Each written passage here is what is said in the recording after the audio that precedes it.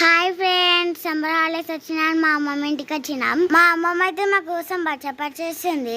అవి ఎట్లా చేస్తారో మీకు చూపిస్తా, చూడండి. శనగపప్పు తీసుకొని అరగంట సేపు నానబెట్టుకోవాలి. ఇప్పుడు అమ్మమ్మ పప్పుని ఉడకబెడుతుంది. పప్పు ఉడికేలోపు అమ్మమ్మ అయితే పిండి పిసుకుతుంది. ఎట్లా కలుపుతుందో చూడండి. ఈ పిండిని సాఫ్ట్గా మంచిగా కలుపుకోండి. ఈ పిండి 10 మినిట్స్ నానాలి. ఉడికిన పప్పునైతే అమ్మమ్మ ప్లేట్లో పోస్తుంది.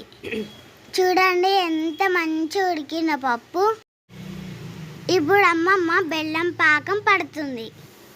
ఈలోపు ఉడికిన పప్పుని గ్రైండర్లో పట్టుకోవాలి. చూడండి ఎంత మంచిగా పట్టిందో మా అమ్మమ్మ. ఇప్పుడైతే బెల్లం పాకం రెడీ అవుతుంది.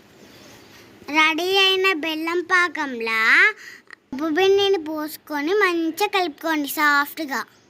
రెడీ అయిన తర్వాత ఎంత మంచిగా చేసిల్లో చూడండి.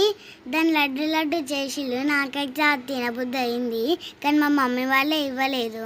ఆయనకనే ఇస్తా అన్నారు. ఇప్పుడైతే అమ్మమ్మ బచ్చప్పలు స్టార్ట్ చేస్తుంది. ఎట్లా చేస్తుందో చూడండి. పిండి ముద్దను తీసుకొని మా అమ్మ అయితే ఏళ్ళతో దొత్తుతుంది. ఇప్పుడు పప్పు ముద్దను పెడుతుంది అందులో. ఇప్పుడు ఇది మొత్తం ఒక బాల్ లెక్క చేస్తారు ఫ్రెండ్స్. ఇప్పుడు ఇది మంచిగా ఒత్తుకోవాలి. సమ్మర్ హాలిడేస్లలో మీ అమ్మమ్మ ఏం చేసిందో నాకు చెప్పండి.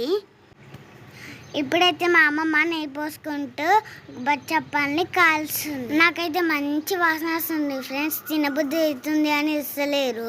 మా బచ్చప్పలు మీకు నచ్చితే లైక్ చేసి సబ్స్క్రైబ్ చేయండి. ఆగండి ఆగండి ఆగండి, లైక్ చేసిన వాళ్ళకి ఒక ఆఫర్ కూడా ఉంది. ఆ ఆఫర్ ఏంటిదంటే లైక్ చేసిన వాళ్ళకి బచ్చప్పిస్తా. Bye bye.